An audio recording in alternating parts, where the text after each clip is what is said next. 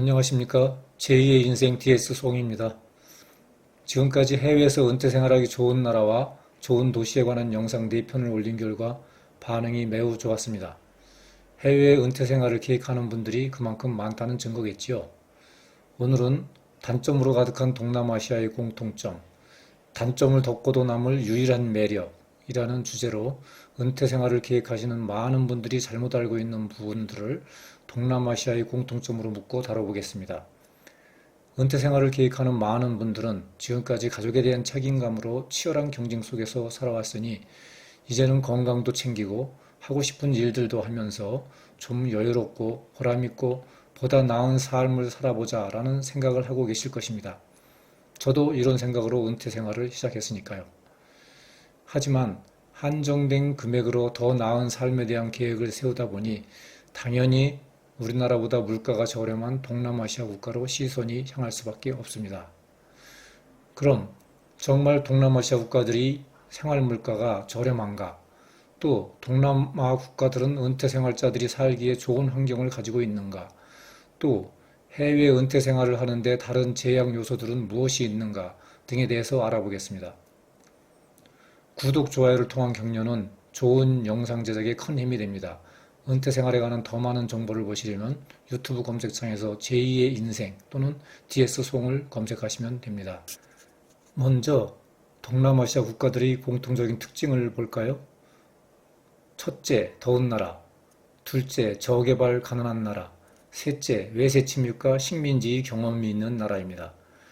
공통 특징 첫째, 동남아시아 국가들 대부분은 적도와 가까운 1년 내내 매우 더운 나라입니다. 이 때문에 고온다습한 기후를 좋아하는 파리, 모기, 해충과 유해세균이 번성하는 나라입니다.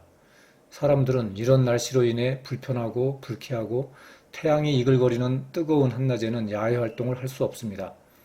동남아시아 국가를 일주일 정도 단기 여행해 보신 많은 분들은 야외 활동을 할 수 없다는 말에 동의하기 어려우실 겁니다. 여행자의 대부분은 1년 중 여행하기 가장 좋은 계절에 가장 좋은 시설에서 그것도 대부분 실내나 짧은 시간만 야외에서 생활했기 때문입니다. 아니면 여행 기분에 사로잡혀 느끼지 못했을 뿐입니다. 동남아에서 가장 기온이 낮은 달의 날씨가 한국의 7, 8월 날씨와 비슷하다고 보면 되고 그나마 태국 치앙마이가 동남아시아에서 비교적 날씨가 좋다고 알려져 있고 은퇴자의 천국이라 불리고 있습니다. 그래서 제가 일부러 치앙마이에서 가장 더운 계절인 5월과 6월에 직접 가서 살아봤습니다. 아침 해 뜨기 직전 25도로 시작해서 해가 뜨면 곧바로 30도, 한낮에는 35도에서 40도까지 올라갑니다. 한낮에는 너무 더워 수영 이외에는 야외 활동을 할 수 있는 게 없습니다. 콘도마다 수영장이 있는 이유를 이때 알았습니다. 사계절이 좋은 기후에서 사는 한국 사람들이 볼 땐 수영장은 호화시설이 대명사지만 더운 나라 사람들에게는 우리나라의 온돌 시설처럼 생활 필수 시설이더군요. 한국 사람들 동남아시아에서 골프를 많이 친다는데 야외 활동을 못한다니 무슨 얘기냐고요? 저는 30도가 넘어가는 날씨에는 야외 활동을 안 하니 직접 보진 못했지만 동남아시아의 더운 계절에 골프 치는 사람들은 대부분 한국 사람들이라고 들었습니다. 문제는 한국에서는 7, 8월 2달만 불쾌할 정도로 덥지만 동남아시아는 1년 내내 한국의 7, 8월과 비슷한 기온이 6, 7개월, 더 더운 날씨가 5, 6개월간 지속된다는 사실입니다. 결국 치앙마이에서의 생활이 다른 좋은 여건에도 불구하고 더위 때문에 너무 힘들어 1년 내내 시원한 날씨를 가진 고온 도시, 그리고 한국에서 가깝고 영어가 통용되는 필리핀 바기오로 옮기게 되었습니다. 나이가 들어가니 어린 시절과 달리 추운 날씨가 싫어지고 더운 날씨의 야외 활동은 더욱 견디기 힘든 불가능한 일이 되었습니다. 물론 제가 개인적으로 남들보다 더위에 더 약할 수도 있고 제가 취미 활동으로 테니스와 골프 등 야외 활동을 많이 하다 보니 취미 활동에 악영향을 미치는 고온에 더욱 민감할 수도 있다는 점 이해해 주시면 고맙겠습니다. 정리하면 고온 다습한 동남아시아 기후는 은퇴 생활자들에게 가장 중요한 건강관리를 생각하면 다양한 종류의 많은 벌레와 해충으로부터의 불편함, 많은 질병 유발 요인, 야외 활동의 제약 등으로 인해 더위에 강한 특별 체질을 갖고 있지 않고는 은퇴 생활자들이 장기 거주하기에는 적합하지 않다고 할 수 있겠습니다.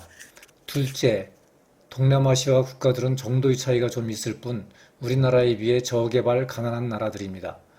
이로 인해 사회 기초 인프라 부족, 부정부패, 생계형 범죄, 여러 불편한 사회제도와 시스템 등의 단점이 많고 동시에 외국인 입장에서 볼 땐 저임금, 저렴한 물가 등의 장점이 생기게 됩니다. 여기에 세계 최고의 IT 강국이며 빨리빨리 대명사 한국과 폭염의 환경에서 몸에 밴 느려터진 동남아시아 국가를 비교하는 것 자체가 넌센스입니다. 이 부분에서는 한국인의 자부심을 느끼게 됩니다. 어디 가나 자신감 있게 I'm Korean 외쳐도 됩니다.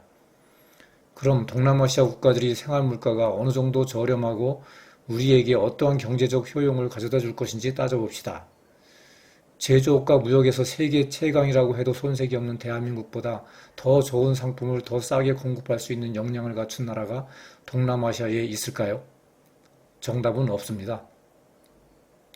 왜냐하면 지금은 상품과 서비스가 국경을 자유로이 넘나드는 자유무역과 수요와 공급 원칙이 지켜지는 시장 경제가 지배하는 세상이기 때문입니다.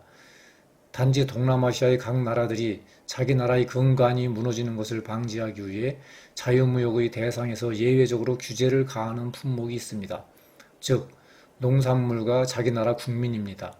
이해를 돕기 위해 사람을 품목이라 표현했으니 양해 바랍니다.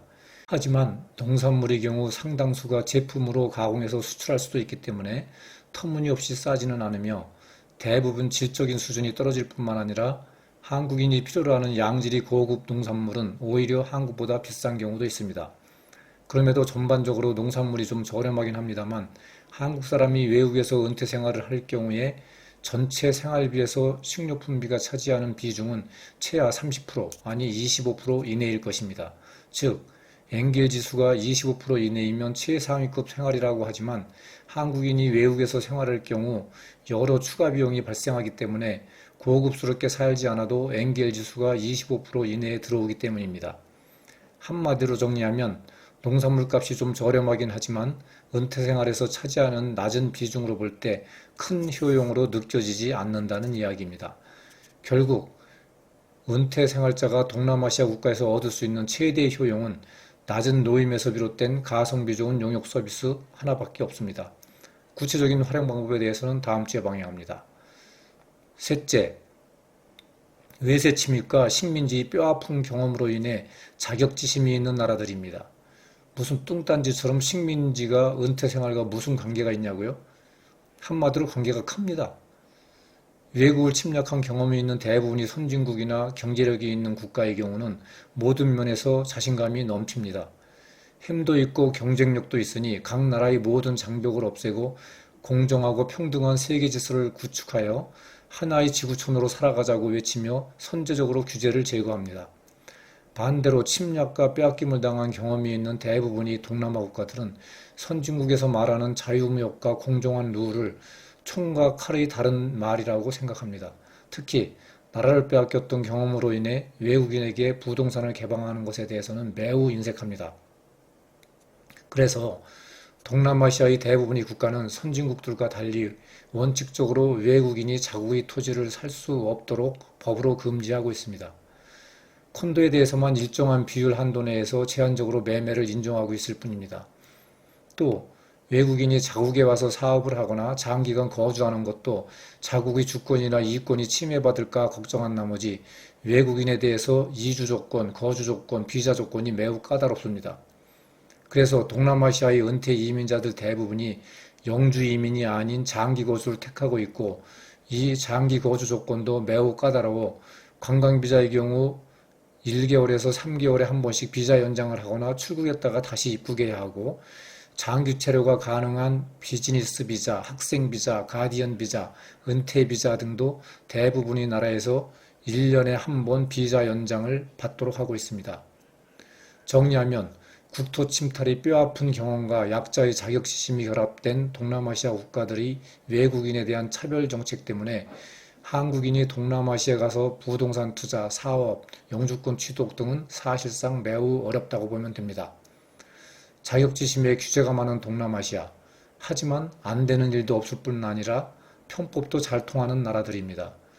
종합적으로 정리하면 모든 면에서 사실상 한국보다 좋은 게 없는 동남아시아.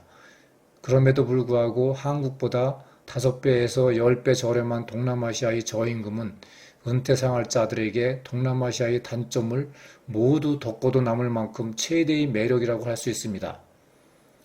다만 이 매력은 활용할 줄 아는 능력이 있어야 하고 방법을 아는 사람에게만 효용이 큽니다. 준비가 필요하다는 이야기입니다. 오늘은 시간 관계상 여기서 끝내고 매력을 활용하기 위한 노하우 다음 주에 계속됩니다. 끝까지 시청해 주셔서 대단히 감사합니다. 유용하셨다면 구독, 좋아요 부탁드립니다.